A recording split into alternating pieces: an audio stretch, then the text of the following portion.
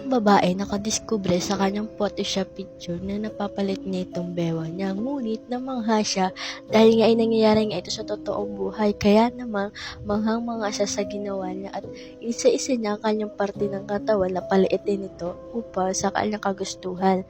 Kaya naman napaliit niya ang kanyang cheeks at nang mapalait niya ito ay manghang-mangha siya.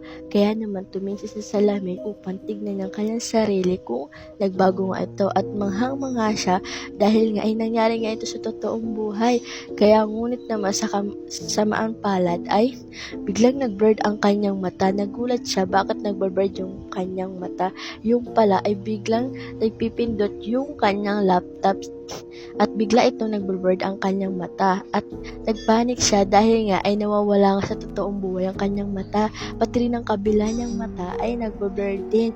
Kaya naman wala siyang magawa kundi patayin itong laptop kasi nadadamay niya sa lahat ng kanyang parte ng mukha at ito dahil ito'y nakakatakot nga ito. Kaya naman napalayo siya sa laptop na ito dahil sa totoong nangyayari nga ito sa totoong buhay.